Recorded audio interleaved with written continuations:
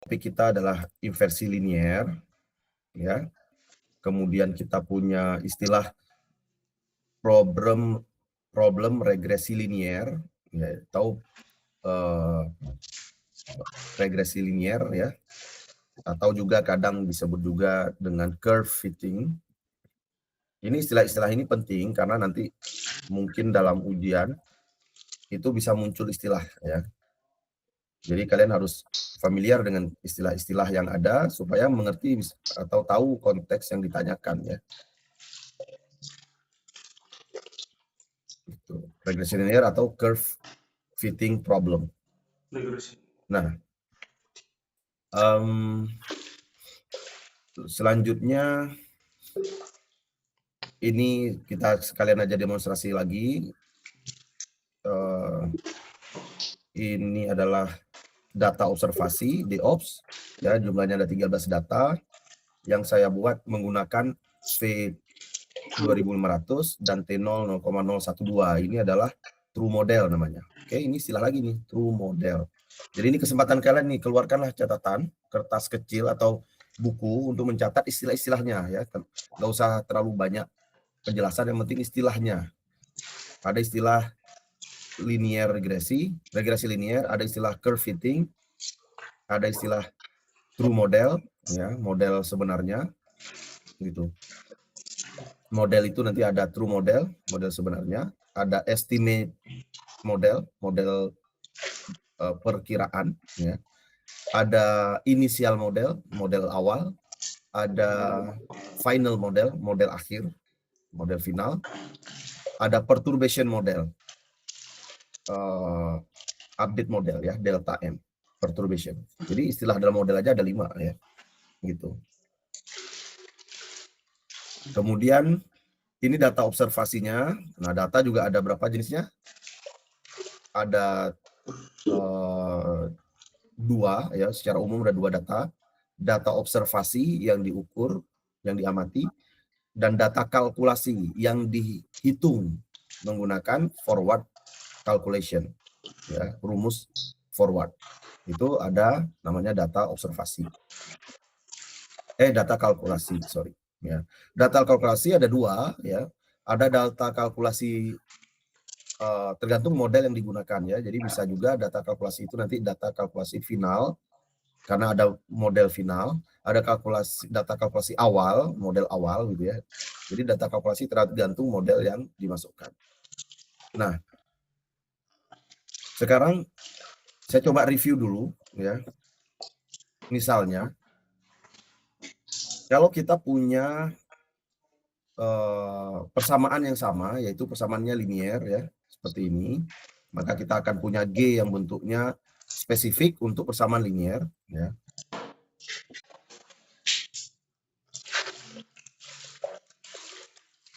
Oke.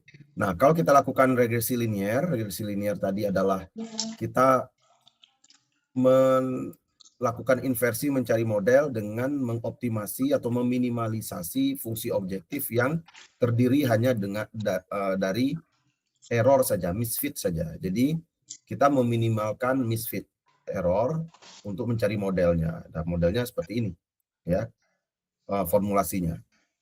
Kalau kita selesaikan persamaannya, ya, persamaan ini kita selesaikan, maka kita akan dapat gambar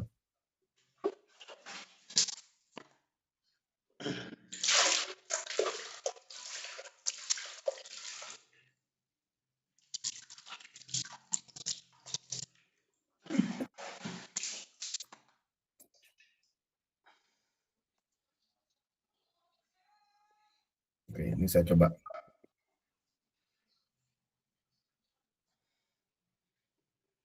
Saya coba share screen seluruhnya aja biar kalian bisa lihat utuh, ya.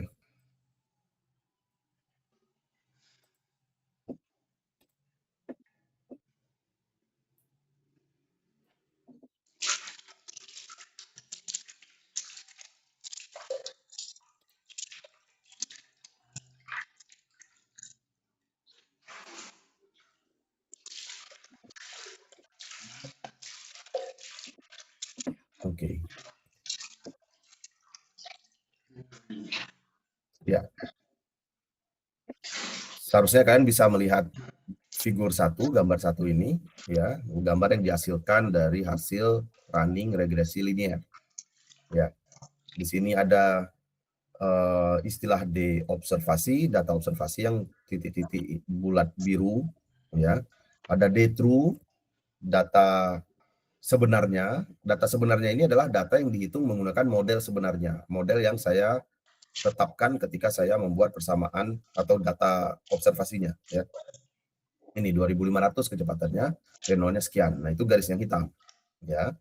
Ada dekal, garis yang samar-samar atau itu kurang jelas, bisa kita perjelas, misalnya kita ganti dengan warna apa ya, biar jelas ya, warna biru.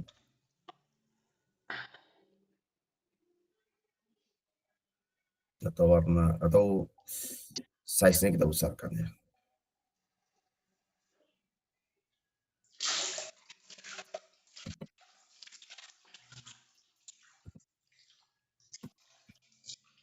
Kalau kita running.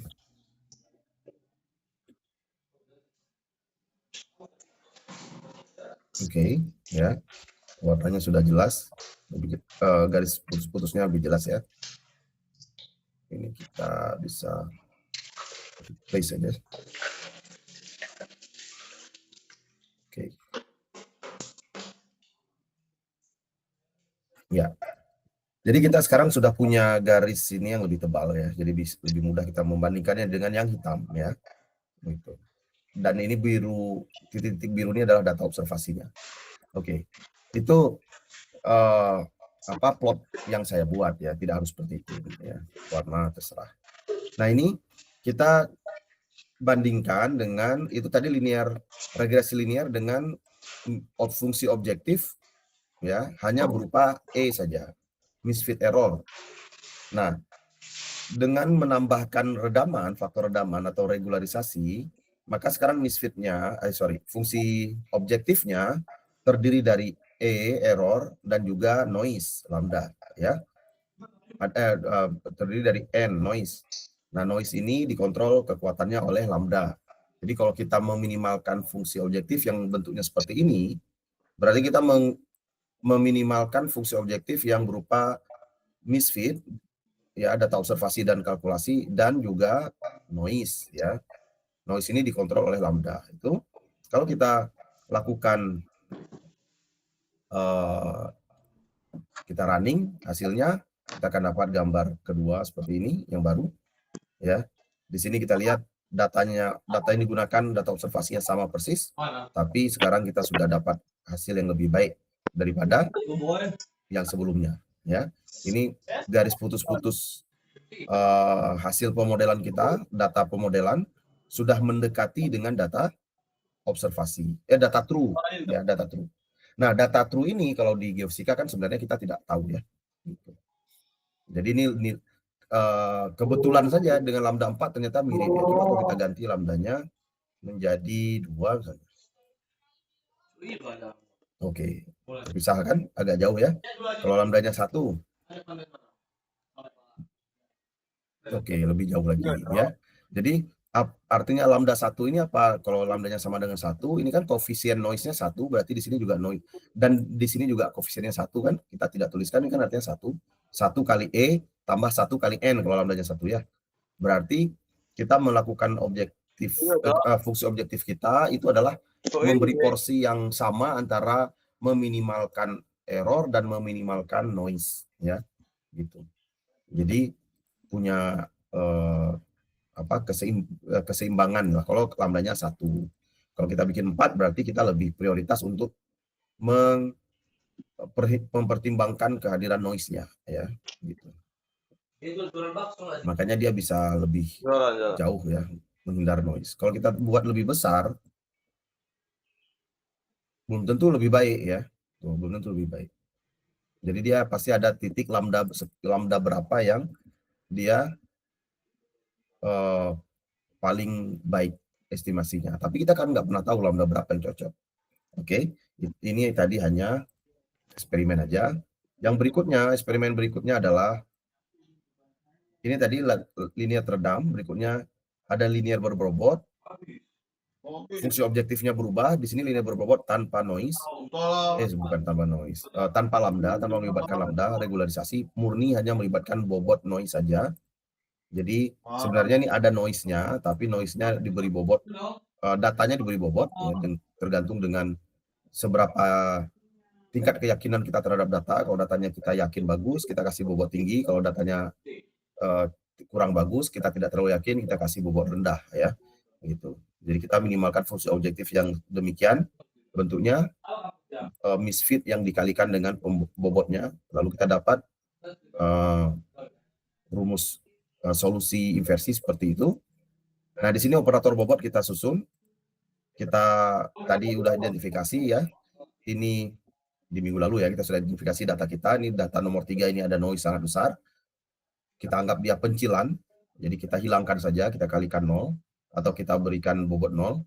Sedangkan yang nomor 7 ini masih mengikuti tren, tapi dia agak meleset lebih jauh daripada yang lain, ya. Maka kita kasih bobot setengah saja. Kita pertimbangkan perannya hanya setengah dibandingkan data-data yang lain. Nah, ini dengan melakukan seperti ini, kita bisa selesaikan persamaan inversinya, lalu melakukan pengecekan antara data cross plot, data kalkulasi dengan di observasinya. Nah, bisa dilihat, ya, ini hasilnya. Jadi nilainya yang diperoleh velocity-nya 2333, ya. Sementara yang menggunakan lambda ini tapi tebakan beruntung, ya. Kita beruntung bisa menebak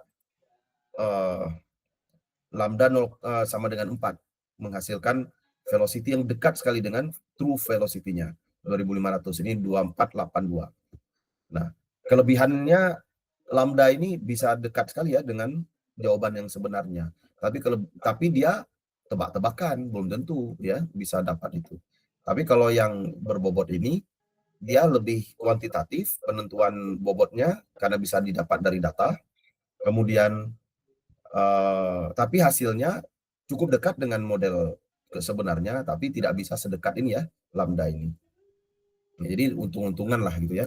Kalau untuk yang lambda, kalau untuk berbobot ini kuantitatif, lebih bisa dipegang, ya, dipertanggungjawabkan jawabannya. Saya mendengar ada twin apa ini, Dimas. Oke, Dimas, silakan, ada pertanyaan? Izin Pak, izin bertanya Pak. Ya, silakan. Bisa ke ini nggak Pak, ke grafik yang tadi Pak? Ini Pak, kan tadi Pak, yang ini kan ada yang satu errornya besar Pak, noise-nya Pak. Itu kan dikasih 0 Pak. Terus yang ini yang antara 60 sampai 80 itu Pak dikasih 0,5 kan Pak. Ya, Karena dia belum nyampe ke trennya itu Pak. Kalau misalnya dia dikasih 0, gimana itu Pak? boleh juga kalau kalian menganggap oh ini data ini saya mau kasih 0. Boleh, ya, boleh aja. Tapi Berarti konsekuensinya kamu betul-betul menghapus data, ya. Artinya sama sekali tidak percaya sama data ini. Artinya kan untuk dapat data ini, satu titik ini, kalau di Grafiti misalnya, mungkin setengah jam waktu yang dibutuhkan. Kalau sudah ada data, terlalu kita abaikan begitu saja, itu kita sebenarnya mengalami kerugian dalam proses akuisisi, ya, gitu. Makanya tahap pengambilan data itu penting sekali. Kalau dalam aturan eksplorasi itu biaya terbesar itu pasti diinvestasikan untuk pengambilan data. Kenapa? Karena sekali data bagus bisa diproses terus berulang-ulang. Nanti misalnya ada teknik baru yang lebih canggih, ya, atau di masa depan ada metode baru yang lebih bagus, ada apa itu. Kalau datanya bagus masih bisa terus dipakai kan. Data sekali diperoleh maka bisa terus di reproses, diulang inversinya, dan diperbaiki terus hasil-hasilnya. Tapi data itu tidak mungkin bisa dimodifikasi, gitu kan? Sehingga pengambilan akuisisi atau proses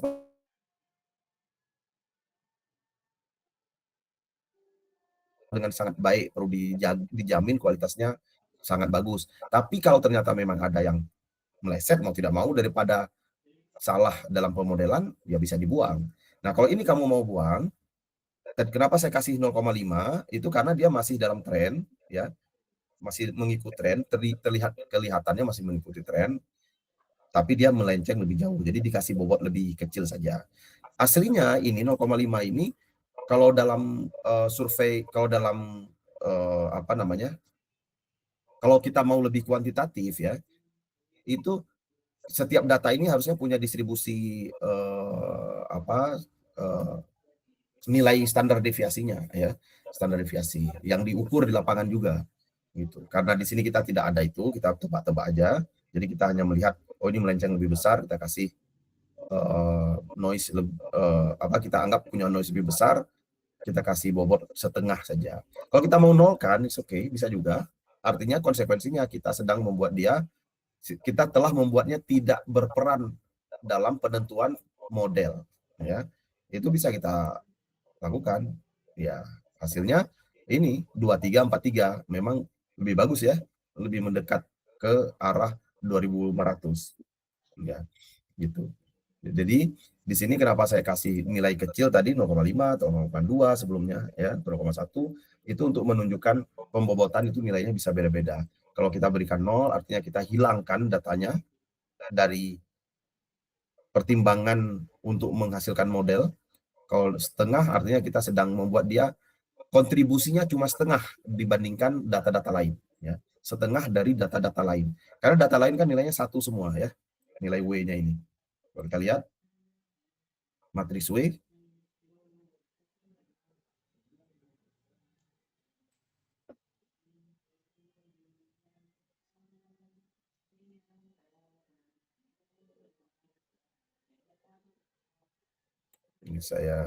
ini bentuk matriks W-nya sudah dalam bentuk diagonal ya. Kita diagonalnya 1 1 0 ya kan? 1 1 1 0 nih karena tadi kita jadikan 0. Kalau kita jadikan setengah yang ketujuhnya, oke, jadi setengah dia. Nah, gitu. Ini kan semua data yang lain bobotnya 1, sementara dia setengah. Artinya dia punya kontribusi hanya setengah dalam penentuan model akhirnya ya, jawabannya. Dalam penentuan jawaban dibandingkan si data-data yang ada yang lain. Ada mau pertanyaan lebih lanjut? Tadi siapa yang tanya? Izin bertanya lagi, Pak. Ya. Nah, kan tadi datanya kan udah kita hapuskan, Pak. Ya. Untuk penginterpretasinya itu bagaimana, Pak? Apakah yang kita hapus itu dimasukkan lagi ke interpretasi apa bagaimana, Pak? Interpretasi apa yang dimaksud? Kalau misalnya kita disuruh interpretasiin data ini, Pak. Tidak dimasukkan lagi. Ini sekarang interpretasi ya, pemaham makna dari interpretasi. Jadi interpretasi itu ada dua, ada interpretasi kuantitatif, ada interpretasi kualitatif. Ya, ada interpretasi menggunakan matematik, ada interpretasi menggunakan geologi, ya, atau menggunakan pengamatan kita. Nah, metode inversi ini adalah sebuah metode interpretasi, ya. Jadi kita melakukan inversi ini sebenarnya kita sedang menginterpretasi data kita secara kuantitatif. Oke.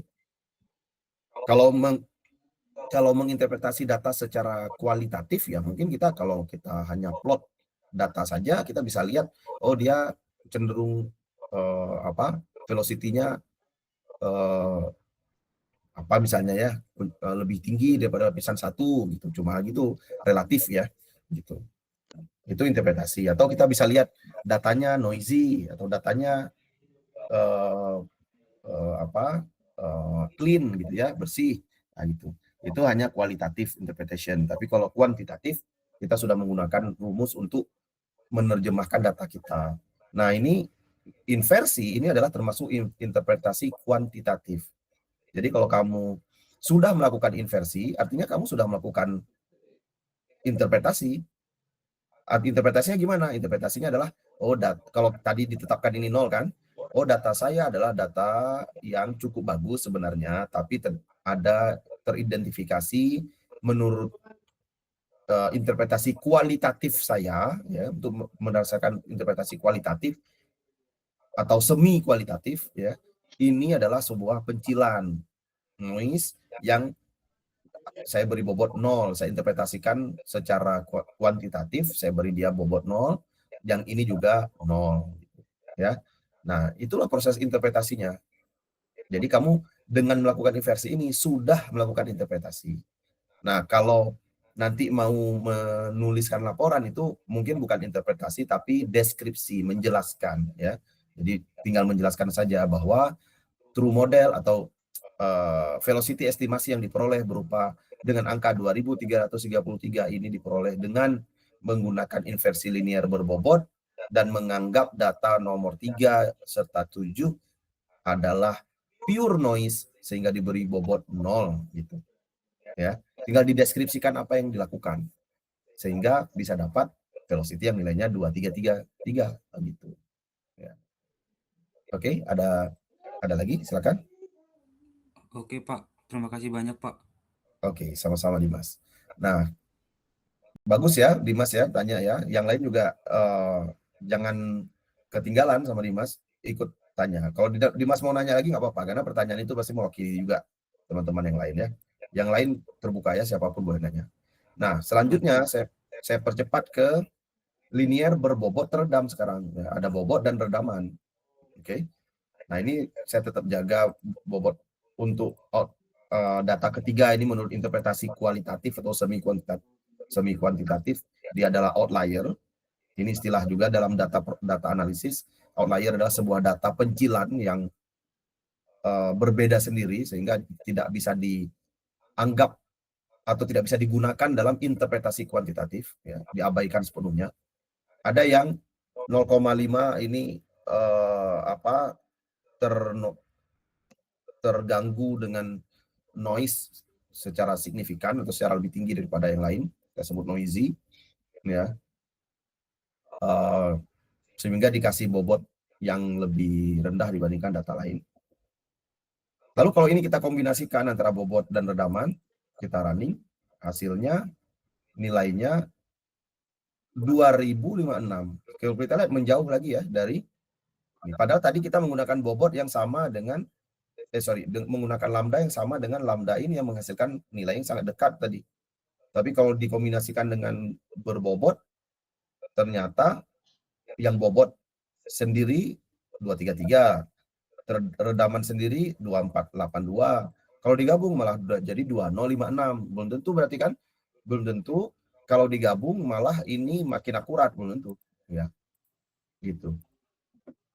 Tapi secara umum dalam teknik geofisika itu dibuat selengkap mungkin biasanya dia berbobot dan teredam. Kenapa seperti itu? Karena kita tidak tahu jawaban true modelnya berapa. Nah, dengan dibuat berbobot teredam ini, kita punya kesempatan untuk memodifikasi lambda sehingga mungkin bisa mendapat nilai yang lebih baik daripada yang sebelumnya, ya.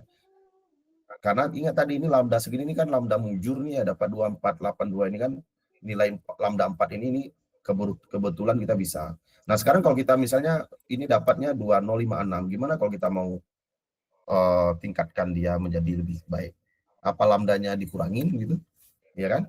Kalau kita pakai lambda 1, tuh arahnya mendekat ke 2500 ya. Naik dia ya, 2022 2200 ya. Nah, bisa kita pakai 0,01. Ya. Kalau kita jadikan lambdanya mendekati 0 artinya kan sama dengan inversi berbobot saja ya. Tanpa redaman ya. Makanya nilainya menuju ke sini. Linear berbobot ke 233. Ya. Karena lambdanya terlalu kecil berarti kita membuat dia lambdanya seakan-akan tidak ada kan gitu ya. Gitu. Nah, kalau kita mau jadikan lambdanya lebih besar lagi misalnya 10. Nah, dia turun menjauh. Saya pindahkan ke sini aja.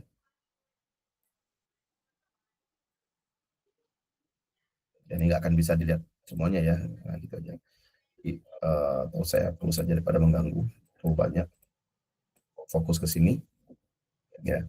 Kalau kita coba lambda 100, oke, makin jauh lagi dia kan, 1000, semakin jauh ya. Kalau kita coba lambdanya 25, kita turunin lagi, Masih jauh ya. 2. Oke. Nah, sulit kan kita untuk mendapat dia dengan nilai lambda berapa yang bagus ya. Nah, kalau kita berikan lambda 0 artinya itu tanpa lambda ya. Jadi ini murni linear berbobot tanpa redaman. Lambda 0 itu berarti tanpa redaman. Ya. Gitu. Oke. Nah, sekarang kalau linear berbobot teredam berarti kita sedang optimasi, meminimalkan error dengan bobot dan juga noise. Ya, error ini maksudnya error least square ya, antara data observasi dengan data kalkulasi G kali M. Nah, kalau kita coba-coba lambdanya, ya bisa kita coba lambda dengan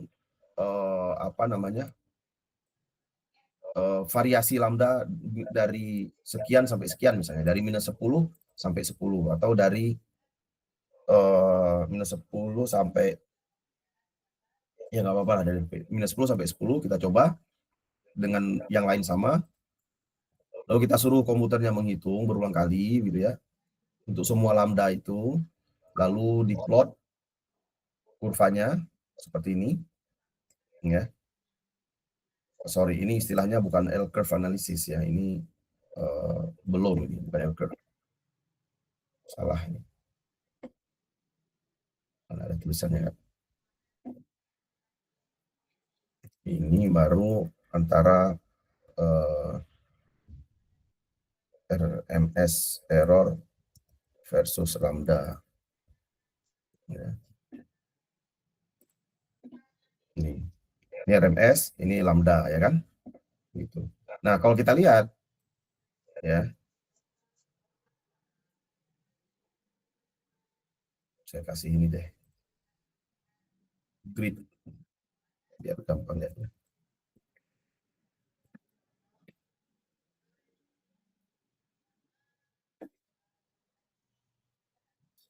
Oke, ini kalau kita lihat di sini ada satu nilai lambda yang di bawah sini yang memberikan RMS error, ini yang sebelah kanan ini error kan sangat tinggi ya, pencilan.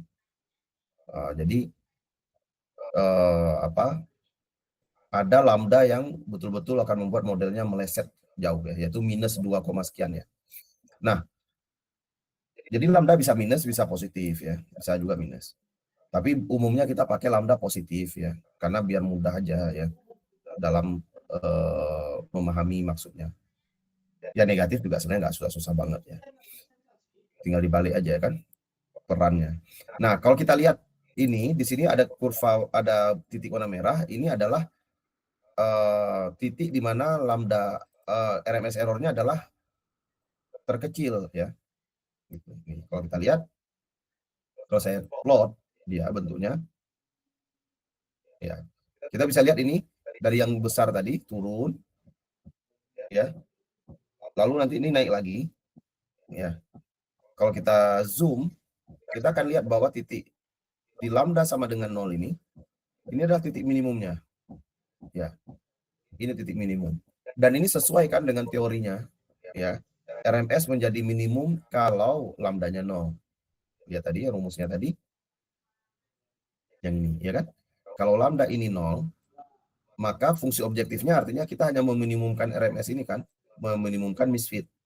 Nah, di sini bisa dilihat dengan kurva ini. Ya.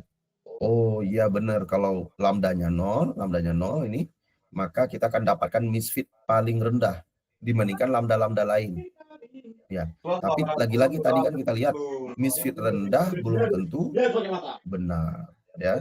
Misfit rendah belum tentu model yang dihasilkan adalah model yang terbaik, ya. Gitu. Jadi ini belum tentu jadi patokan, tapi kurva ini menunjukkan, atau eksperimen ini mencoba-coba berbagai nilai lambda menunjukkan bahwa memang betul kalau lambdanya 0, RMS-nya ini akan minimal. Oke, RMS-nya akan nilainya minimal. Oke, tapi kalau kita ambil, tinggal kita sekarang mau percaya RMS-nya berapa ya, gitu ya, untuk yang kita plot ya. Kalau ini 2333 tadi kan berarti ini RMS-nya lambdanya 0 ya yang diambil. Kalau kalian penasaran, coba kalau dilihat dari kurva ini gimana, bisa nentukan nggak berapa lambda yang seharusnya dipakai, ya kan?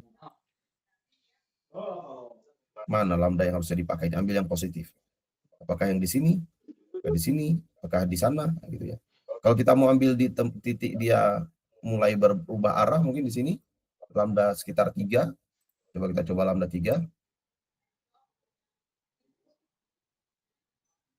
Nah, kalau mau coba lambda 3, kita balik ke yang di sebelumnya ya. Kita ganti lambda 3. Nah, itu lambda 3 hasilnya 2084. Ya, tidak lebih baik ya. Gitu. Jadi, sekarang kita punya problem bagaimana menentukan lambda optimum sebenarnya. Ya, bagaimana menentukan lambda optimal. Jadi itu pertanyaan berikutnya ya. Nah, dan itu adalah materi kita minggu lalu sebenarnya harusnya bagaimana menentukan lambda optimal, yaitu dengan menggunakan L-curve analysis. Nah, tapi sebelum ke situ kita coba satu skenario lagi yang ini, skenario solusi dengan menggunakan penalty model. Penalty model yang dimaksud adalah semacam model awal, ya, semacam model awal, tebakan awal atau inisial model. Jadi di sini fungsi objektif kita, ini saya hapus saja. Fungsi objektif kita itu bukan lagi hanya terdiri dari misfit, tapi sekarang kita punya P penalty. Kalau misfit itu adalah selisih antara data observasi dan data kalkulasi. Kalau P penalty itu adalah selisih antara model yang akan kita peroleh dengan model awal kita. Artinya apa konsekuensinya? Kalau kita meminimalkan ini, meminimumkan fungsi objektif seperti ini, kita seperti menyuruh kepada si komputernya, sistem inversinya untuk menghitung, carikan model yang punya selisih dengan model awal saya tidak terlalu besar, gitu ya. Nah itu, jadi kita di sini sedang ada trade off nih, terdapat trade off. Trade off itu bargain, tarik ulur, ya, tarik ulur antara mau meminimalkan ini misfit atau meminimalkan yang ini, begitu. Kalau kita mau membuat trade off-nya, saya lebih mementingkan model awal saya. Artinya kasih lambda besar. Artinya apa? Model awalnya nanti tidak terlalu, model akhir akan tidak terlalu jauh berubah dari model awal karena kita percaya mungkin ya dengan model awal kita. Sehingga misfit besar pun nggak masalah, gitu ya. Gitu. Jadi misfitnya tidak minimum nggak apa-apa. Saya pokoknya model awal saya sudah, saya yakin banget ini sudah dapat dari hasil analisis sebelumnya, sudah ada pemodelan sebelumnya, pokoknya model awal saya ini, saya mau update dengan data baru ini, tapi nggak mau terlalu jauh berubah, gitu ya. Nah, gitu. Karena saya merasa data baru ini noise-nya cukup besar, misalnya, sedangkan data model awal yang saya peroleh ini sudah dengan data-data sebelumnya, analisis sebelumnya yang modelnya atau akurasinya lebih tinggi lah, gitu. Oke, itu bisa seperti itu. Atau, oh saya nggak tahu sih mana yang cocok, mana yang lebih saya prioritaskan antara meminimumkan misfit error atau meminimumkan selisih dengan model awal gitu. Ya sudah kasih lambda nilainya 1. Kalau ini 1 kan di sini juga, di sini dikali 1, di sini kan ini dikali 1 juga ya, nggak ada pengali ya. 1 kali W DGM kan gitu. Jadi di sini juga 1, sini 1. Artinya kita kasih problem penentuan model awal di mana seimbang tuh antara misfit dengan penalty model. Atau sebaliknya, kalau kita model saya sih masih tebakan kasar banget gitu. Saya lebih percaya, saya pokoknya kita andalkan data lah, datanya cukup bagus. Lambdanya buat lebih kecil dari 1 ya. Buat lambdanya lebih kecil dari 1. Oke. Dan ini minggu lalu kita sudah cobakan dia dengan berbagai cara, misalnya melalui teknik iterasi ya. Kita update model awalnya, misalnya kalau kita mau coba lagi hari ini, kita coba mulai dari gambar yang ini tadi yang meleset ya. Tadi kan kita tebak lambda 3. Oke. Kemudian model awalnya, nah ini dari lambda tebakan awal kita, modelnya kita dapat 2084 ya. Kita bisa pindahin ke sini misalnya 2084. T inisialnya adalah 0,004 ya, kita ambil kasaran dulu. Ya. Lalu saya gantilah lambdanya biar 1, supaya apa? Supaya seimbang aja antara kiri dan kanan, antara penalti model dengan error. Kita tidak tahu mana yang lebih baik, kita tidak punya preference, kecenderungan mana yang lebih ingin kita minimalkan, pokoknya dua-duanya mau diminimalkan gitu kan. Gitu. Maka kita kasih lambda sama dengan 1. Jadi kita sudah punya ini. Operator bobot enggak kita ubah karena kita sudah analisis tadi, data 3 mau kita buang, data 7 kita kasih bobot setengah aja. Nah, lalu kita masukkan ke sistem inversi yang akan merevisi atau mengupdate model yang kita berikan, model awal kita. Ini model estimasi nanti adalah model awal yang diupdate menggunakan model perturbasi. Model perturbasi dihitung dengan rumus seperti ini, ya, di mana A ini adalah matriks ya apa?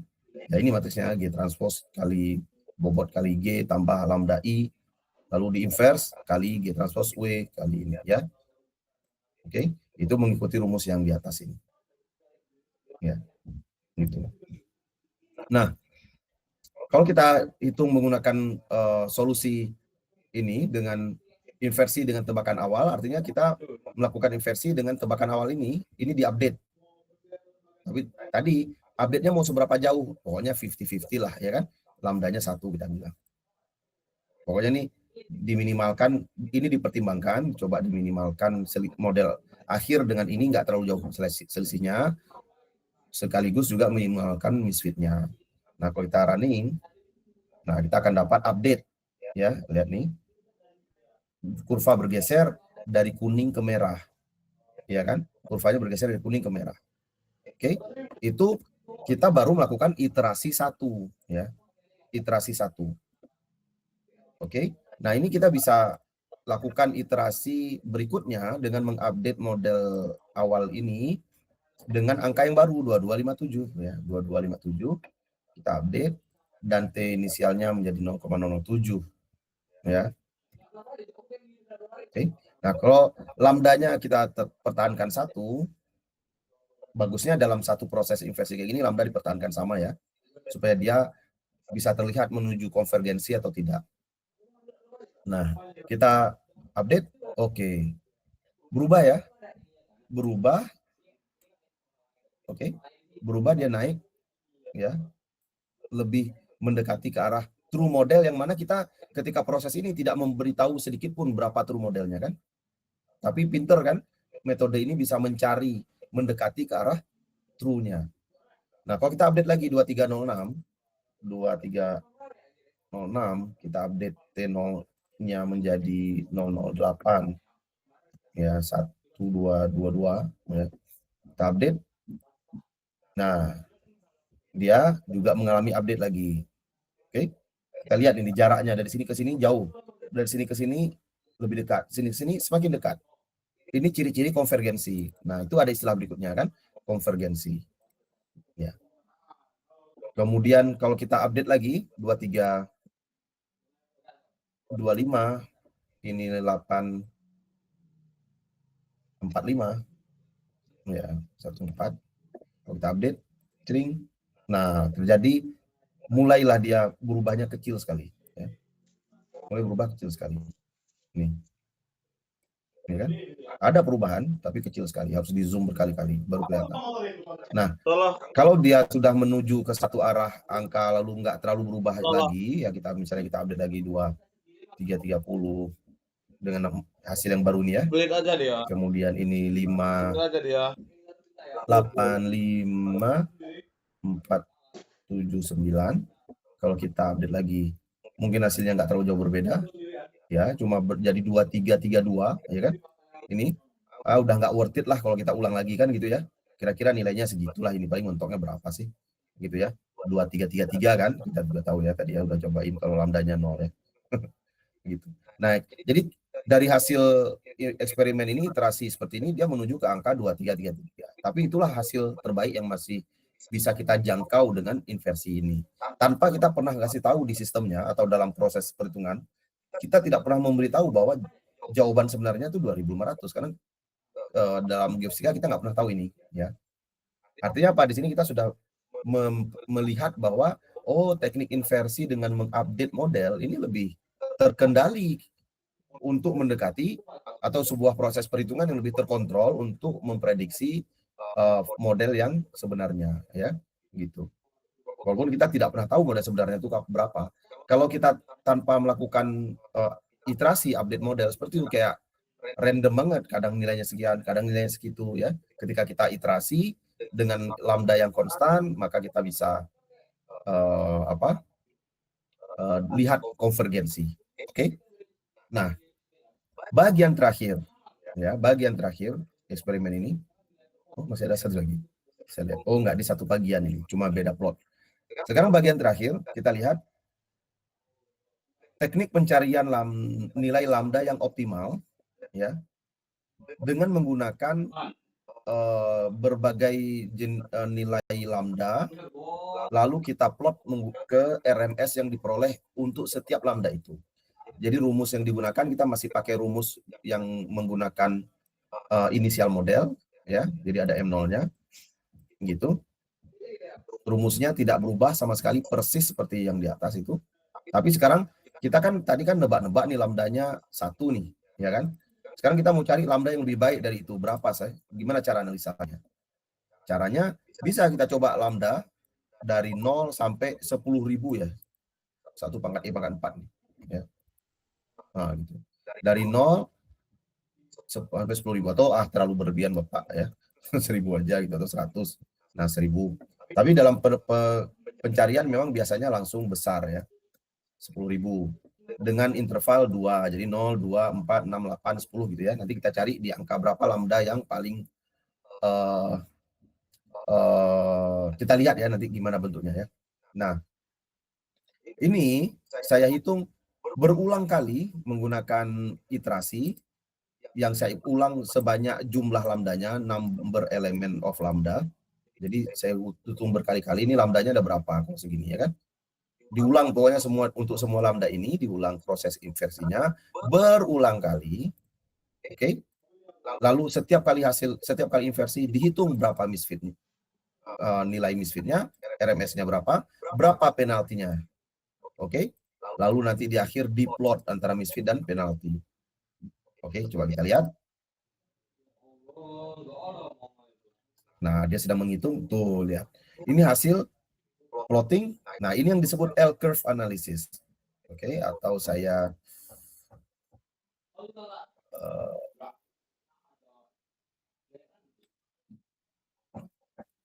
besarkan dulu ini fontnya biar kelihatan lebih jelas, biar sama.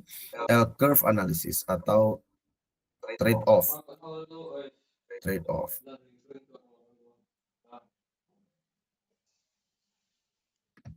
Trade-off analysis atau L-curve. Ya.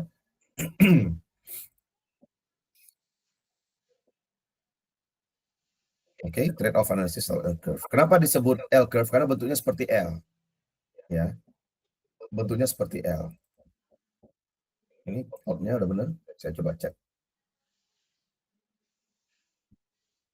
Oke, betul. Nah, kalau kita mau lihat bentuk L aslinya, ya, kita lihat bentuk L-nya itu kita mulai dari dengan angka yang lebih besar mungkin, ya. Coba, ya. Ini saya buat 10. Di sini kita bikin sampai 6 misalnya. Bisa nggak dia ngitung, ya?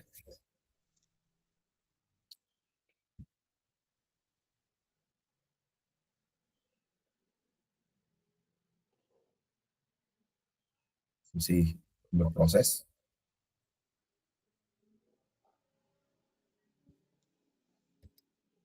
Si busy, ya. Karena banyak, ya. Eksperimennya besar.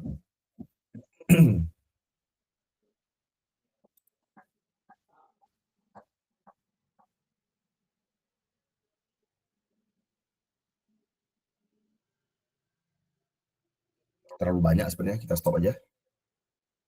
Kita tetap sampai 10 pangkat 4. Mungkin ini ya lambda 0 lah, ya, lambda 0, interval ya nggak apa-apa lah yang tadi aja kita tunjukkan, ya, karena terlalu lama kalau kita running terlalu banyak.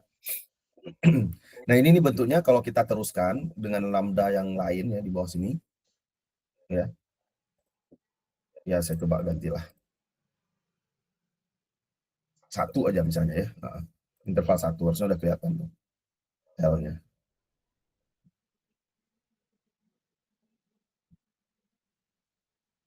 Ya, ini kan akan kelihatan makin L ya, bentuk L ya. Kalau saya gantikan 0,1, semoga sanggup dia menghitung. Nah, ini kurva trade-off ini adalah kurva yang menunjukkan, ini yang kurva sumbu horizontalnya adalah penalti model P tadi, meminimumkan P. Yang ini adalah misfitnya, kita mau menemukan misfit. Dan ini kita plot menurut lambda yang berbeda-beda. Ya, nilai lambdanya itu diberikan oleh warna ini ya, gitu. Jadi setiap lambda menghasilkan pasangan plot penalti dan misfit, gitu kan. Nah, kita bisa lihat di sini ada satu titik di mana dia setelah titik ini misfitnya nggak terlalu banyak turun ya kan, ini kan nilai misfit tidak terlalu banyak berkurang lagi ya dibandingkan yang sebelumnya ini misfitnya berubah besar gitu ya. Untuk nilai penaltinya juga itu di titik ini terjadi pembelokan ya. Jadi nilai penaltinya relatif masih berubah saja, tapi ketika digabung dengan misfit kita bisa lihat di sini ada pembelokan sikunya, namanya elbow siku ya. Nah, menurut teori ya, titik belok ini di titik siku ini adalah nilai lambda yang paling optimal menghasilkan hasil inversi yang bagus, yang memberikan titik keseimbangan trade-off antara misfit dan penalti ya, memberi keseimbangan trade-off antara misfit dan penaltinya di sini, sehingga kita bisa perlu melacak ini titik di sini itu lambdanya berapa atau titik lambda berapa ya, gitu, untuk kita masukkan ke inversi final kita terakhir gitu ya, gitu. Nah, ya sebenarnya tinggal dicek aja ya lambdanya berapa. Cara ngeceknya gimana? Ya kita lacak lah ya. Saya coba ini kembalikan ke 2 lagi karena gambarnya nggak terlalu jauh berubah ternyata. Ngapain tahu? Zoom. Terus Saya coba. Nah, ini kan bentuknya L ya, tadi kan saya sempat ubah ya, semakin bentuk L. Nah, ini kalau terus nanti ke atas ya, kalau dikurangi lagi ya nanti lama-lama semakin sempurna L-nya. Nah, sekarang kita kembalikan lagi ke angka yang wajar. Nah, di sini kita bisa lacak ya, lambdanya berapa sebenarnya di sini, di nilai ini, di siku itu. Kita bisa baca di sini misalnya, oke, ini di koordinat X, Y-nya kan yang ini ya, penalti dan misfit. Color-nya ini adalah 190. Oke, karena saya tadi bikin lacak color-nya ini, scatter itu saya buat plotnya. Ini color-nya berupa jumlah lambda nomor berapa dalam urutan ini, ya kan? Berarti kalau saya mau tahu lambdanya berapa ya tinggal lambda di 190. Gitu. Oh, lambdanya 387 ya. Nilai lambdanya 387. Oke. Nah, kalau lambda 387 lalu kita masukkan ke sistem, lalu kita inversi di sini ya. Nih. Lambdanya tadi yang di 90 ya, nomor 90. Nah, nanti dia akan cari sendiri di sini berapa. Oke.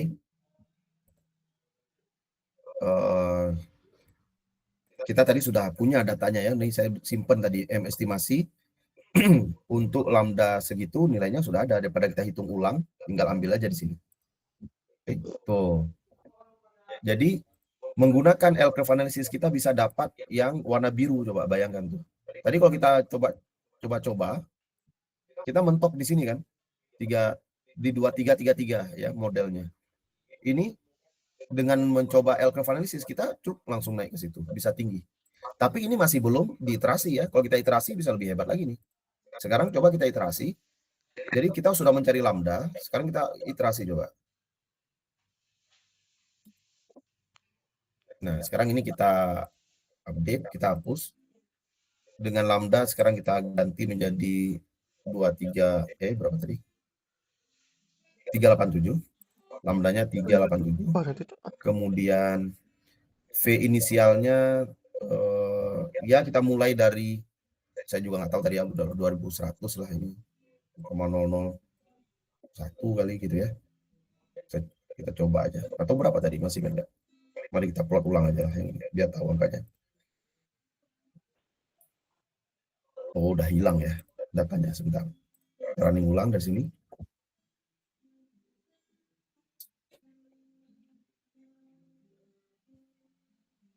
Oke, kemudian ini. Oke, kita dapat angka 2416. Sekarang kita lakukan ke sini untuk iterasi. 2416. Lalu ini 0,0099 ya kan. Oke. Kemudian lambdanya 387, kita coba iterasi. Nah, jadi 2412 ya. Malah menjauh ya. Tapi kan kita nggak tahu ya jawaban yang sebenarnya. Coba. Ya, turun dia malah menjauh. Kalau kita iterasi lagi coba ya. Jangan-jangan semakin menjauh. 2412 ininya 9, masih 99 ya, atau 989. Tuh makin turun lagi kan, 2411, kok makin menjauh ya dari sebenarnya. Kita nggak tahu, tapi perubahannya itu relatif stabil ya. Kenapa? Karena lambdanya kita buat sangat besar ini ya, artinya kita percaya sekali sama si si model kita gitu ya. Kalau kita mau bikin lambda lebih besar, 500 misalnya, kita ulangi tadi di 241 berapa tadi ya, saya nggak tahu. Ini jadi 1, 24, 10 lah ya. Ini lambdanya saya perbesar jadi 500 ya. Oke. Nah, turun lagi dia, jauh lagi ya. Jadi memang lambda terbaik tadi adalah 389 ya. Oke. Berapa tadi? Kok saya lupa ya. Tadi 378, Pak. Oke, 378. Terima kasih. 378. Ya, ininya masih keliru ya. Oke, tadi kita sudah lihat sama-sama lah ya, jadi nggak usah saya ini lagi. Artinya apa? Dari eksperimen ini kita bisa lihat bahwa perhitungan L-curve itu sudah yang paling optimum, ya kan? Nilainya. Kalau menggunakan penentuan L-curve, ini sudah paling optimum karena kalau kita ubah dia, kita ganti parameternya, bisa jadi meleset lagi dari yang hasil terbaiknya. Itu disebut, kenapa L-curve ini adalah hasil optimum. Ya, disebut L-curve ini adalah hasil optimal, lambda optimal, atau model yang paling optimum. Oke. Ya. Nah, ini kita waktunya tinggal 4 menit 40 detik ya untuk eksperimen-eksperimen ini. Kalau ada pertanyaan, silakan. Tentang, sebelum kita latihan soal ini ya, seperti UTS ya.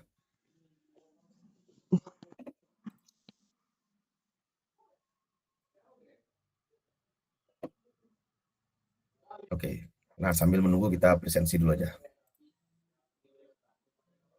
Ini.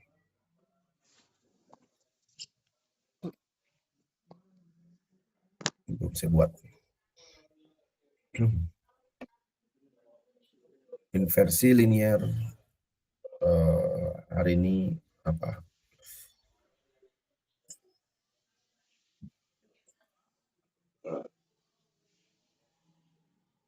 Latihan ya.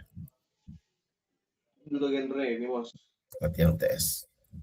Ya, latihan ya itulah. Woi. Oke, karena materinya sebenarnya udah lengkap untuk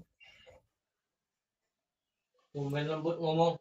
menuju UTS, tinggal latihan-latihan aja. Lembut ngomongnya. Kita presensi sekalian.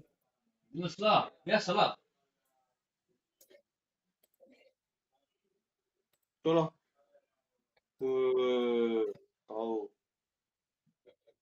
Tahu.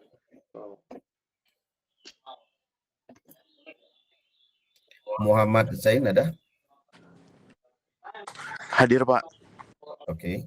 Henok Kenjimo. Henok hadir, Pak. Oke. Deva Andika. Hadir, Pak. Oke. Zaki Dwi. Hadir, Pak. Rizky Dwi. Hadir, Pak. Dulu. Contoh. Ya.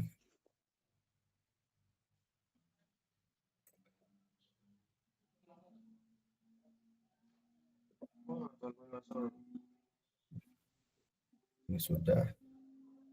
Oke.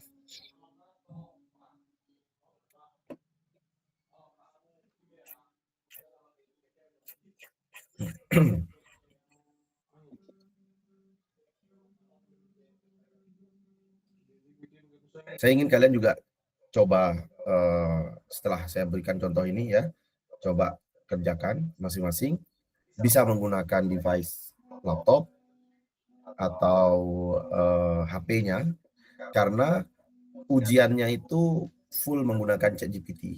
Jadi soal yang dibuat bukan dari saya, tapi dari ChatGPT ya. Dan kalian harus menjawab dengan benar ya soal-soal itu ya. Nanti di akhir ChatGPT akan juga atau AI-nya akan memberikan nilai scoring kepada kalian berapa nilainya ya. Gitu. Saya akan coba nanti, ini mungkin aturan ini adalah tes uji coba ya, mock test. Oke. Jadi kita coba lihat, dan kalau nanti ada yang perlu dievaluasi dari responnya atau apa yang diberikan oleh si ChatGPT-nya, kalian bisa sampaikan ke saya, karena saya tahu kita mungkin beda-beda ini punya ChatGPT-nya kemampuannya ya, ada yang berbayar, ada yang tidak, ada yang pakai standar, ada yang versi advance, ada yang pro gitu. Tapi itu harusnya tidak masalah ya, seharusnya tidak masalah. Makanya ini di kali ini kalian harus coba, karena kalau ada masalah bisa langsung di-share ke saya, nanti share screen-nya untuk kita lihat problemnya di mana. Oke, misalnya di sini saya coba start yang baru, lalu saya kopikan prompt-nya. Nanti nanti yang absen nyusul berikutnya ya. Nanti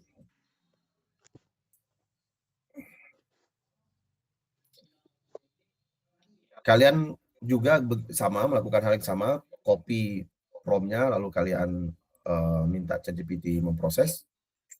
Ya, ini prompt-nya dari saya. Maka di sini dia akan memberitahu bla bla bla. Ya, ini bla bla blanya ini tergantung dengan versi ChatGPT biasanya. Kalau versi yang lebih rendah atau yang versi free, dia terlalu banyak mukadimah nggak pentingnya ya, cerita-cerita gitu ya. Tapi intinya tahap pertama yang kalian lakukan adalah pilih bahasa dulu. Kalian lebih suka tes dalam bahasa Inggris atau bahasa Indonesia?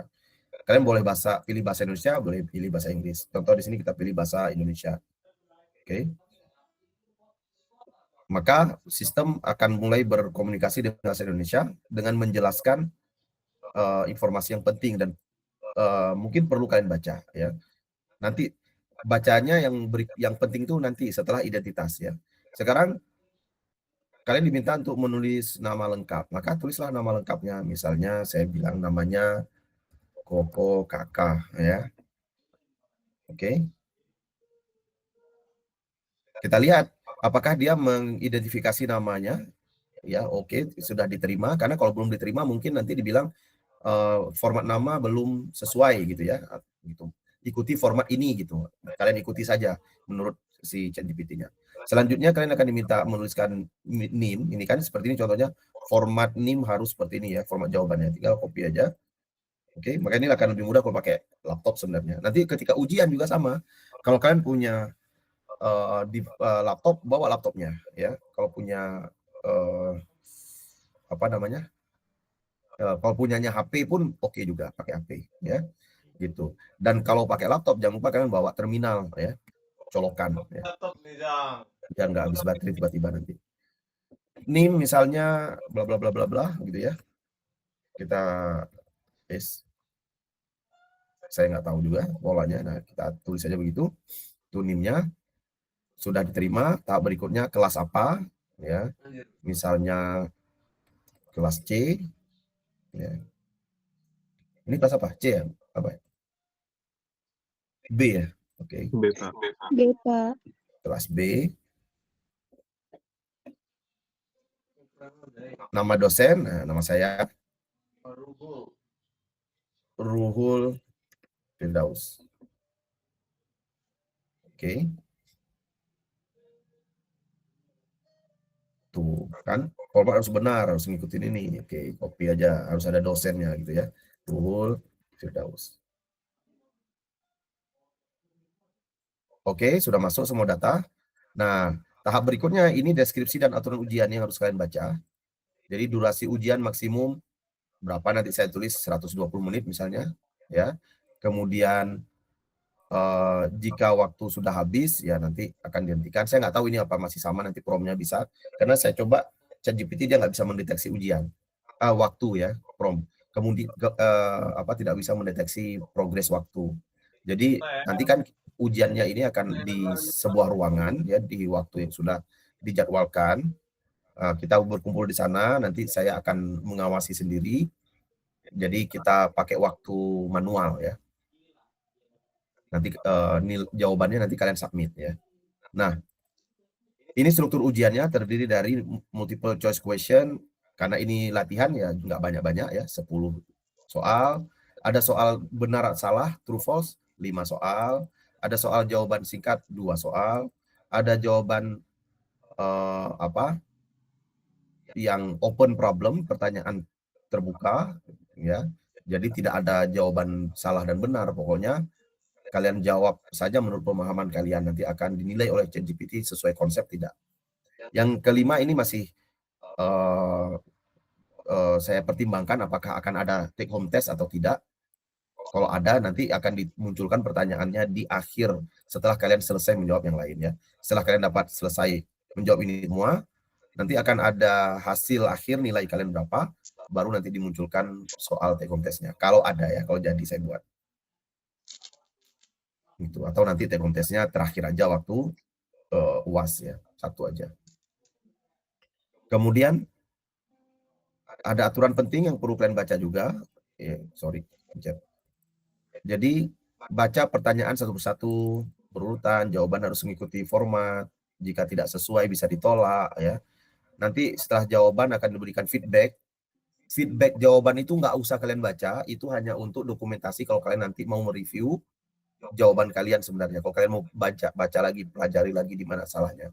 Ya, jawaban feedback dari ChatGPT setelah kalian beri jawaban nggak usah dibaca, nggak apa-apa.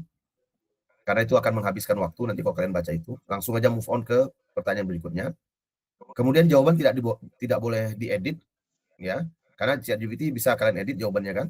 Tapi kalau kalian edit nanti tidak akan diskor oleh ChatGPT-nya ya. Dan saya nanti akan melihat kalian mengedit jawaban itu termasuk pelanggaran ujian. Karena nanti ketika kalian mengumpulkan itu semua kelihatan. Karena nanti mengumpulkannya itu kalian akan print page ini ya dalam bentuk PDF ya, atau kalian tergantung saya nanti lah, ini bisa bentuk share juga ya. Kalian share ke semuanya ini kepada saya melalui link ya gitu. Oke. Nanti tergantung di akhir saya kasih instruksi seperti apa. Jadi kalau ada pertanyaan atau jawaban diedit ya setelah diberikan feedback oleh ChatGPT, maka tidak akan diberi skor jawaban yang baru itu ya. Kemudian jadi sistem akan memberikan feedback dan skor setelah setiap jawaban. mungkin skor sementaranya itu belum tepat ya dihitung oleh ChatGPT. Bisa jadi kalau ChatGPT-nya versi rendah, ya, tidak akurat dalam menghitung nilai. Nanti di situ saya akan meng-cross check semua jawaban kalian atau semua penilaian apakah ChatGPT itu sudah benar dalam memberi nilai dan menilai jawaban kalian. Ya, akan tetap saya cek secara manual. Kemudian soal nanti disusun dari mudah dulu menuju ke sulit, ya. Jadi soal itu udah di-arrange. Saya minta ChatGPT susun bikin soal dari yang mudah dulu, lalu bertahap menuju yang lebih sulit. Ya. Nah, jika soal belum selesai, jika semua soal sudah selesai, tapi masih ada waktu, nanti ChatGPT akan memberikan soal tambahan dan kalian punya kesempatan meningkatkan skor, ya. Jadi kalau waktu masih ada, ya, tapi semua jawaban sudah kalian berikan, begitu, tapi masih ada sisa waktu, nanti ChatGPT akan lihat dari jawaban kalian mana yang belum sempurna, dibikin soal yang mirip dengan itu atau di satu topik untuk diberikan pada kalian untuk kalian jawab lagi, dan itu akan merevisi jawaban kalian sebelumnya, akan memberi penilaian tambahan, ya, yang sebelumnya dianggap tidak ada, diambil yang nilai tertinggi. Oke. Nah, ini contoh sistem penilaian, rencana saya bisa berubah, ya. Total skor maksimum itu 100 poin, tapi kalau ada jawaban yang sangat baik, ya. Oke, kalau ada jawaban yang sangat baik, itu bisa diberikan bonus nilai maksimal sampai kalian punya nilai 120. Ya, nilai 120 ini bisa jadi tabungan, ya kan, untuk nutupi nilai-nilai kalian yang kurang yang lain, ya. Oke. Nah, lalu di sini ada topik yang diujinya apa saja, ya, pemahamannya gitu, ya. Oke, sorry. Nah, di akhir, ya, ini kalian baca sekilas saja. Sebenarnya nanti nggak usah baca lagi karena aturannya kemungkinan masih seperti ini. Ketika ujian bisa langsung setuju gitu aja, ya. Nah, persetujuan peserta ketik, ya, atau copy paste saja ini. Saya memahami dan menyetujui aturan ujian ini, gitu, ya. Ketik, sudah, ya. Nah, setelah itu akan keluar soal. Nah, muncullah soal pertama, ya. Muncul soal pertama dan nanti ada format jawaban yang harus cara menjawabnya, ya. Nih. Ada soal pertama ini. Kategori mudah. Dalam formulasi inverse problem linear pada geofisika, hubungan dasar antara data observasi, model, dan operator forward dinyatakan sebagai A, B, C, D, E. Coba ada yang bisa jawab? Kita coba kerjakan Jawabannya B, bareng. Pak. Apa? Jawabannya B. B. Oke, coba jawaban B.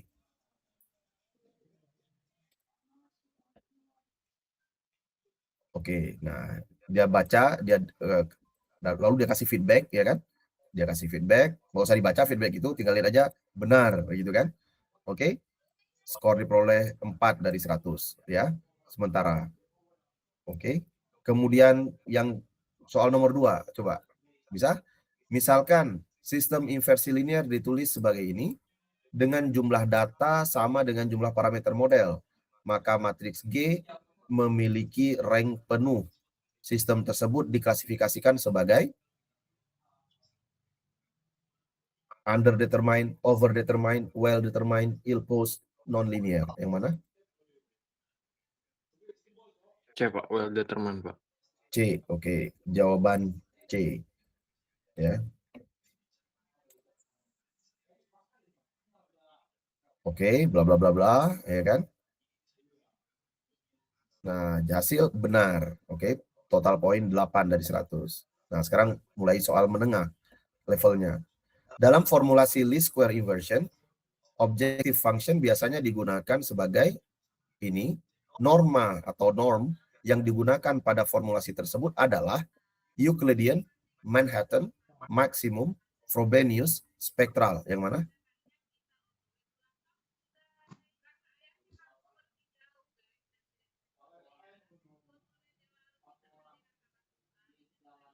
Jenis norm yang digunakan. Ini saya zoom aja. Nah.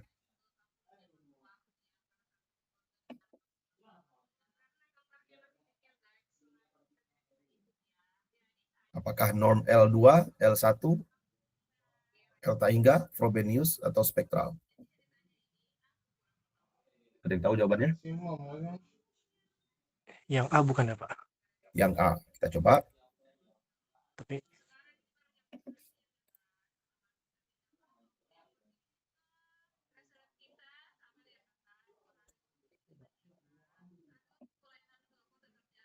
Oke, hasil benar. Oke.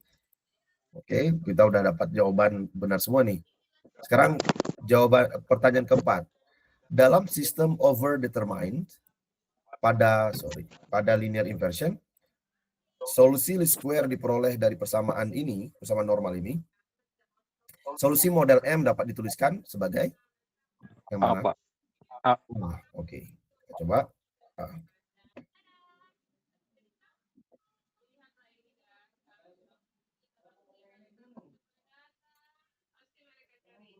Oke, benar lagi, ya kan? Udah dapat 16 poin nih kalian. Sekarang soal kelima. Ya. Dalam inversi linear dengan regularisasi Tikhonov, objective function biasanya dituliskan sebagai bentuk begini. Parameter lambda dalam formulasi tersebut berfungsi untuk A. Mengontrol keseimbangan misfit dan model regularisasi. B. Menghilangkan operator forward G. C. Mengubah sistem menjadi non-linear. D. Menghilangkan noise dari data secara langsung. E. Menjamin matriks G selalu invertible. Yang mana? A mungkin Pak. Yang A mungkin. Yang A. Coba.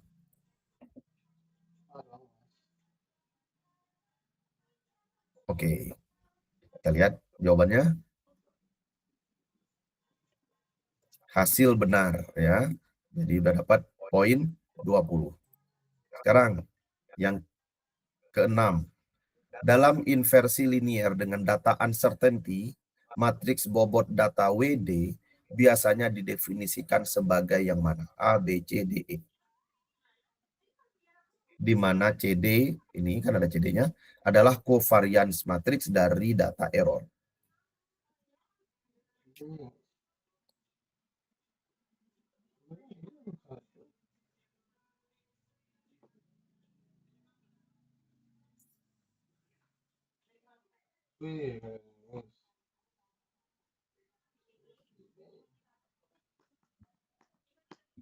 Ada yang tahu?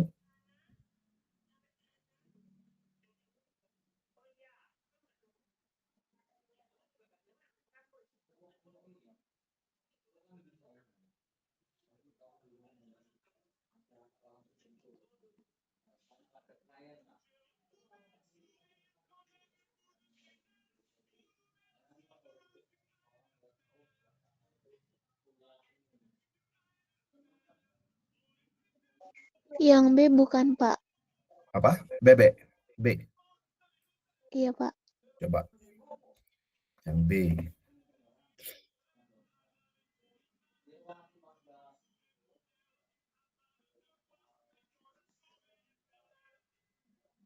Benar ya. Jawaban benar poin 24. Nah, sekarang tadi level berapa? Apa tadi? Menengah sampai sulit. Nah, sekarang mulai yang sulit nih masuk nih. Dalam inversi linear dengan prior model M0, model sering dinyatakan sebagai perturbasi terhadap model awal. M ditambah M0, M adalah M0 tambah delta M. Interpretasi yang benar dari delta M adalah A, B, C, D, E. Yang mana?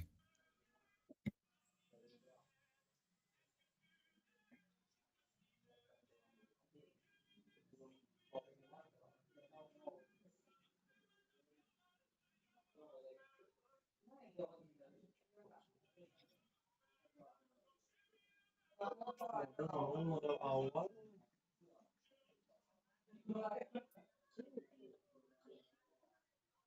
Yang C bukan Pak? Yang C. C, Pak.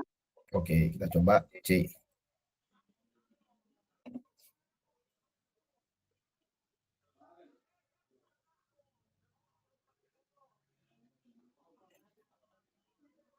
Oke, benar lagi. Ya, sudah dapat 28 skor.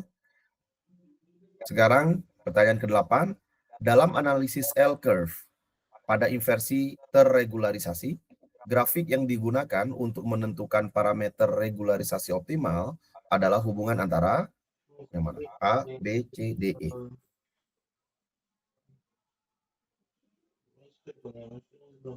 Yang A yang Pak. Yang A, oke. Ini materi barusan ya hari ini ya.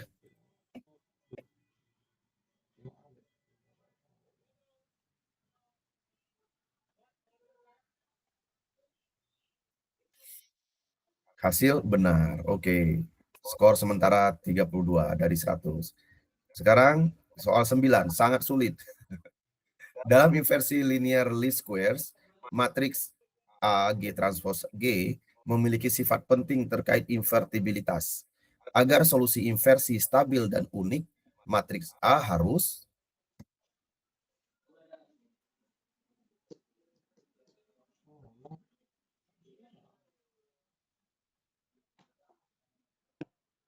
Singular bukan, Pak? apa? Yang mana? B A. Pak. Apa? Positif Yang definite. Positif definite. B. Coba.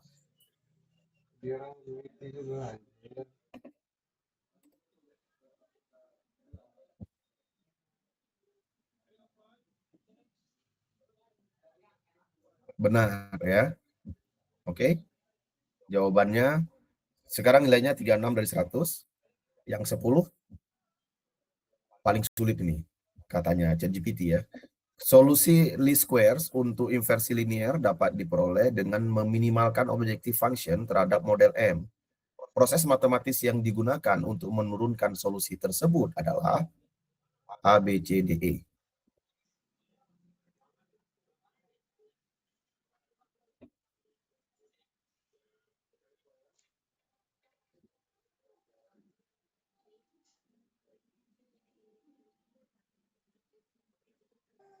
C, Pak. C. C Pak. Oke.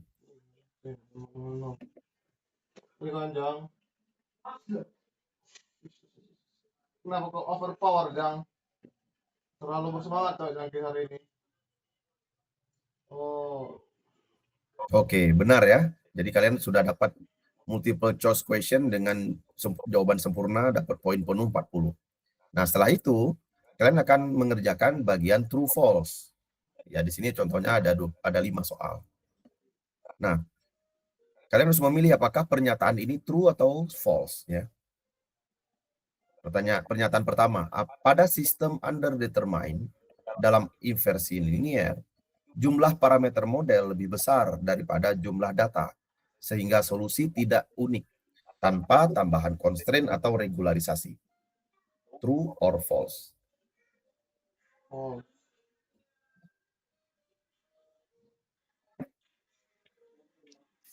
True, Pak. True. Coba kita pilih true. Jawaban A.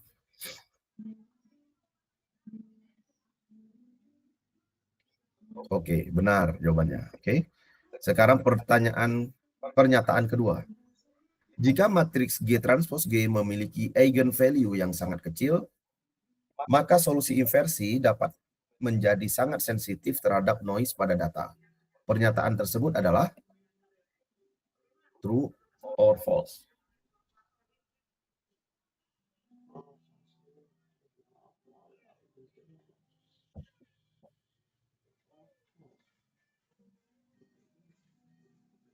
True, Pak. True. Oke.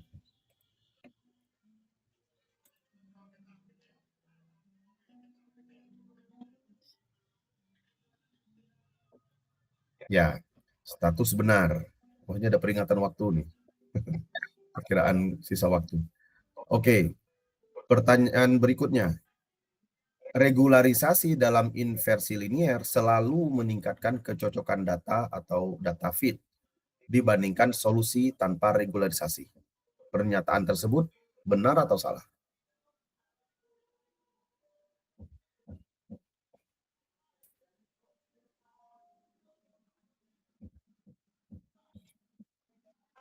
Salah Pak. Salah. Oke, kita coba. Jawaban salah.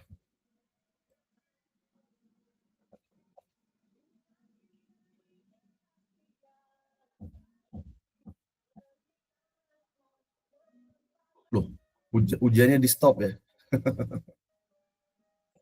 Ini nanti di ujian sebenarnya mungkin tidak akan ada stop otomatis ya, karena kita akan lakukan timing secara manual ya di langsung di kelas gitu. Jadi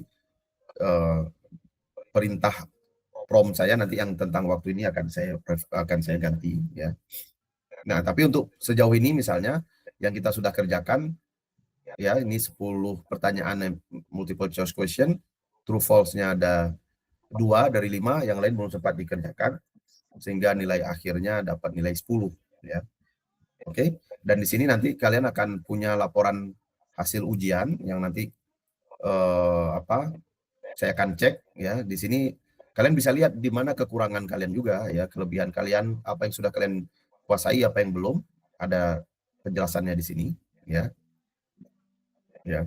Dan sekaligus juga nanti dia akan melaporkan jenis AI yang digunakan ya, versi ChatGPT-nya apa gitu. Supaya saya punya sistem yang objektif untuk membandingkan nilai jawaban kalian ya, atau cara respon-responnya si ChatGPT-nya. Nah, nanti setelah itu kalian akan kalau di print ini bisa nggak? Print, Ctrl P dalam bentuk PDF. Ya, ini seluruhnya di print. Ya, sampai akhir. Ya. Lalu di save. Setelah itu ini yang diupload di GCR ya. Oke, kira-kira seperti itu nanti flow ujiannya ya. Sehingga kalian punya record rekaman ujian kalian, punya jawabannya. Kalau kalian mau review nanti di mana salah-salahnya, mau lihat jawab penjelasannya di sini kan ada dari ChatGPT ada penjelasan ya. Dan itu mungkin bisa kalian pertanyakan, emang iya nih ChatGPT ya. Kalau kalian tidak setuju dengan jawaban yang diberi ChatGPT, bisa diskusi ke saya, lapor ke saya, Pak kayaknya ChatGPT-nya keliru deh, harusnya jawaban saya benar gitu ya. Nah itu bisa lapor. Oke, kita nanti akan diskusikan apakah jawaban kalian yang benar atau penilaiannya ChatGPT. Oke, ada yang mau ditanyakan nggak terkait ini? Mekanisme ujiannya.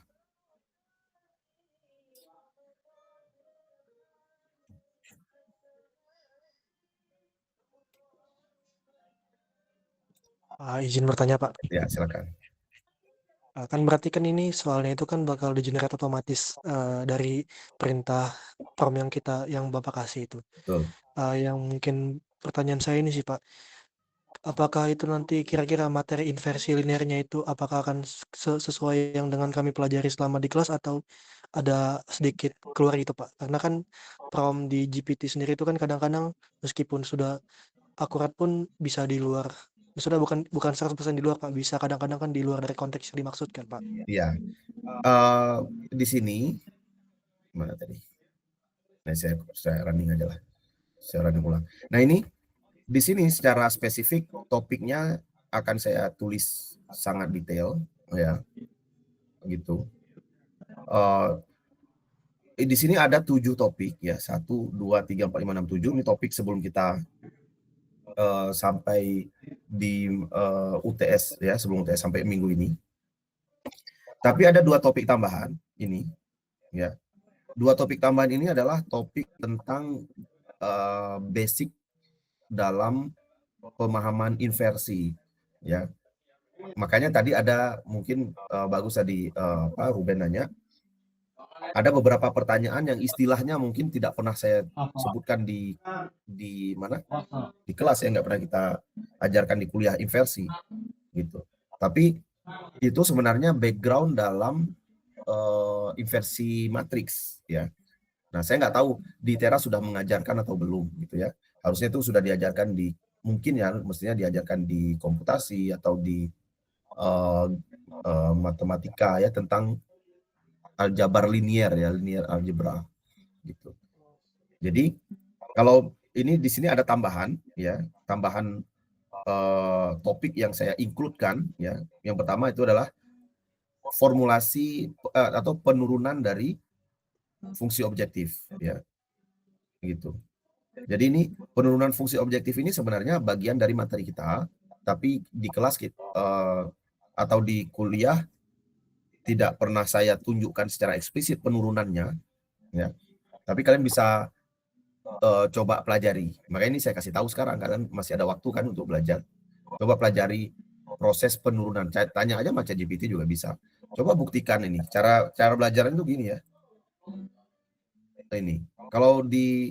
Kalau saya punya fungsi objektif seperti ini, ya, buktikan bahwa solusinya adalah ini, gitu. Minta ChatGPT. Gimana cara membuktikannya? Nah, kalian belajar itu.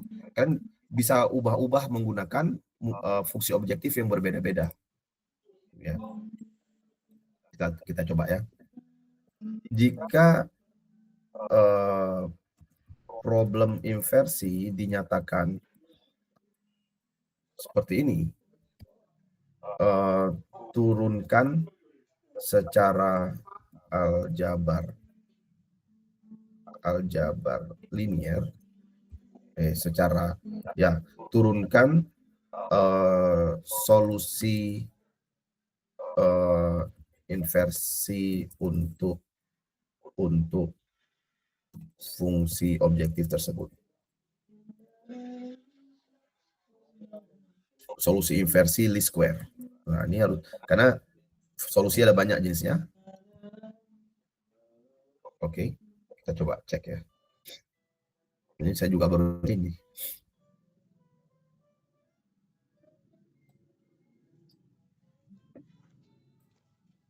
Oke, ini fungsi objektifnya untuk menurunkan solusi least square dari sini, ya kan? Oke. Maka, nah ini ada tahapannya kan. Pertama tuliskan dulu residunya. Residu adalah misfit ya, D kurang GM. Maka kalau begitu fungsi tadi yang ini, ya bisa ditulis objektifnya menjadi begini, ya kan. Kemudian ekspansi suku pertama, yang ini diekspansi, dikalikan nih, maksudnya ekspansi itu, ini kalikan semuanya, kalikan suku-sukunya dapat ke sini. Ini suku pertama yang ini diekspansi jadi ini, suku kedua ini ekspansi jadi ini, sehingga kalau disusun semuanya jadi begini, gitu kan. Lalu fungsi segini panjang diturunkan terhadap model, ya, hitung gradien terhadap model. Do J per do M. Turunkan ini terhadap model. Semua yang tidak ada M-nya hilang kan? Ini hilang. Yang mana lagi? Ini ada M, ini ada M, ini ada M, ini ada M, ada M. Oke. Yang ini hilang. Sisalah yang ini. Berapa biji suku ini? 1, 2, 3, 4, 5. 1, 2, 3, 4. Loh, ada yang hilang satu lagi mana? Oh, nanti coba dicek ya kan.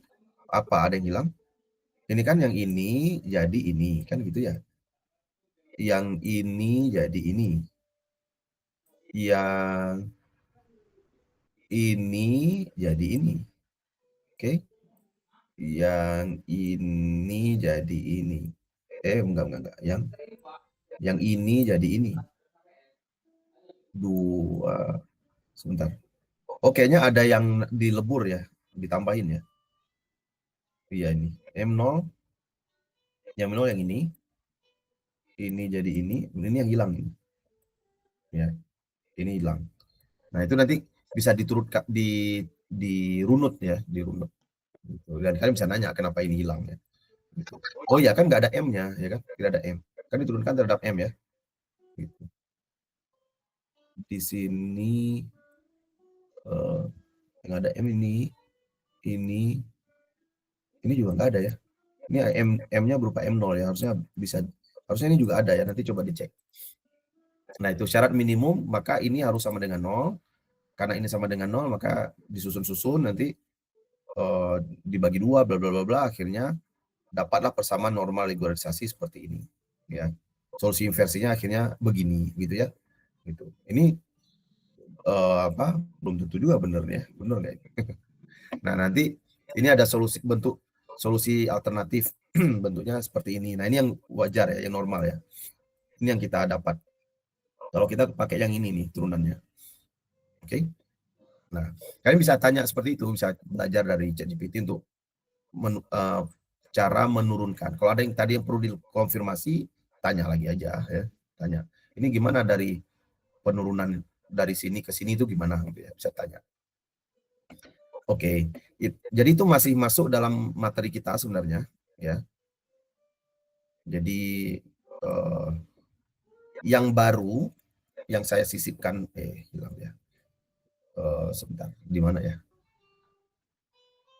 Nah, ini saya stop sharing dulu.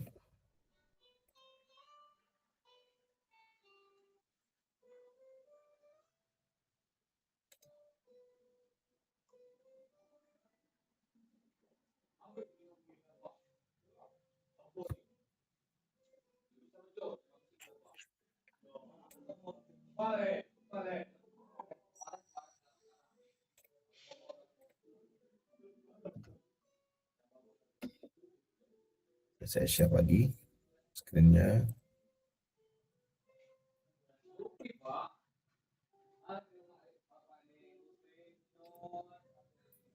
Oke. Nah, ada poin yang baru yang saya tambahkan yang tidak diajarkan di kelas ya. Itu adalah, nah ini kesempatan kalian belajar nih, karena saya kasih tahu sekarang, kalian bisa belajar sendiri. Karena ini sebenarnya background yang harusnya kalian ketahui sebelum kita masuk kuliah inversi ya. Gitu. Atau bisa jadi ini pengayaan juga, bisa juga ini bagian pengayaan kalian ya. Yaitu analisis mendalam tentang struktur, bentuk matriks, internal matriks, atau struktur spektral, nilai eigennya ya. Kemudian properties dari matriks yang berkaitan dengan keterinversiannya, apakah bisa diinversi atau tidak, dari matriks G transpose kali G. Ya, semua formulasi inversi kita kan melibatkan G transpose kali G. Nah, G transpose kali G ini kita sebut matriks A. Nah, apakah A itu bisa diinversi atau tidak? Karena G transpose kali G ini kan nanti akan diinversi ya. Itu. Nah, ada cara teknik-teknik analisis untuk menganalisa si matriks A ini. Nah, itu adalah topik sisipan yang saya tambahkan. Saya masukkan yang nanti akan masuk ke dalam sistem ujian kalian. Ya, akan menjadi salah satu dari pertanyaannya. Dan kemungkinan ini akan muncul di pertanyaan-pertanyaan yang tadi tingkatnya itu sangat sulit. Ya, tingkatnya sangat sulit. Oke.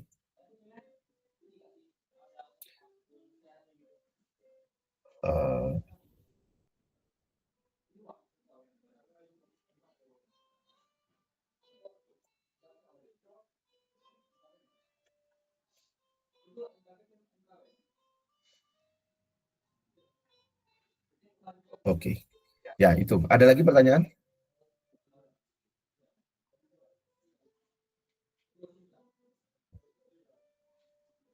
Mungkin sebagai gambaran, ini di analysis of structure ini matriks itu misalnya, matriks itu ada yang bentuknya segitiga, matriks segitiga, ada matriks diagonal, ada matriks yang simetri, ada matriks segitiga atas, segitiga bawah, gitu ya. Gitu. Nah, itu namanya struktur matriks. Atau dia nggak punya pola, random, acak, yang nggak ada polanya, nggak ada struktur. Tapi dalam inversi biasanya G ini kan ada strukturnya ya. Kemungkinan dia akan membentuk struktur tertentu. Nah, spectral analysis ini adalah dasar ketika kalian pernah dengar SVD nggak? Singular Value Decomposition.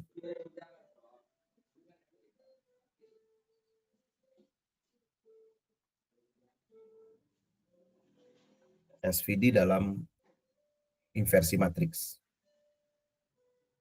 Jadi matriks yang singular, yang tidak bisa diinversi, itu dengan menggunakan satu teknik tertentu dengan analisa spektral, contohnya dengan SVD, Singular Value Decomposition, itu matriks itu jadi bisa diinversikan. Awalnya dia tidak bisa diinversi karena mungkin determinannya dekat sekali dengan 0, ya, hampir 0. Caranya dipilah nanti secara spektral dipilah, gitu, sehingga bisa diinversi. Nah, ada teknik-teknik untuk menyelesaikan inversi itu ada dengan QR decomposition, ada Cholesky decomposition, ada SVD, ya. Kalau mungkin kalian pernah dengar teknik standar misalnya LU ya, dekomposisi LU. LU decomposition, ada Gauss elimination, itu standar dari versi, ya kan? Nah, ini nomor 9 ini terkait pengembangan dari yang sudah kalian pelajari mungkin, yang tentang Gauss elimination, LU decomposition. Nah, itu lanjutannya nanti ada analisis spektral ke QR, ke Cholesky, ke SVD, dan seterusnya. Itu bagian yang nomor 9 ini.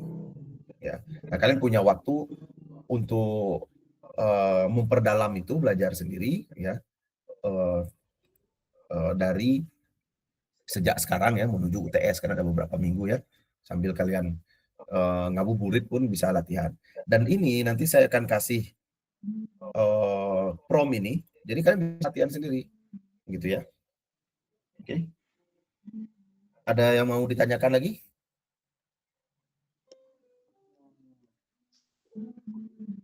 Ya, silakan Muhammad Nurisan. Izin Pak, terkait absen tadi Pak. Oh, Sinyal saya presensi. hilang Pak. Iya Pak. Ya, silakan.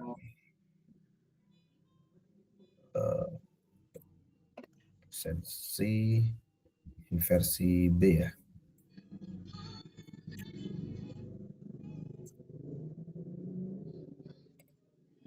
Siapa? Muhammad Duriksan Pak. Nur. Oke. Ya, ada lagi? Oke, terima kasih Pak. Ya, sama-sama. Oke, kalau sudah tidak ada, bisa saya rasa cukup ya, saya cukupkan. Nanti kita akan ketemu lagi di kelas untuk ujian tengah semester ya, UTS ya. Nah, selama periode jeda ini kalian bisa latihan ya, menggunakan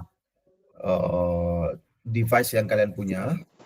Kalau kalian mendeteksi ada keanehan ya, kejanggalan, kendala, bisa komunikasi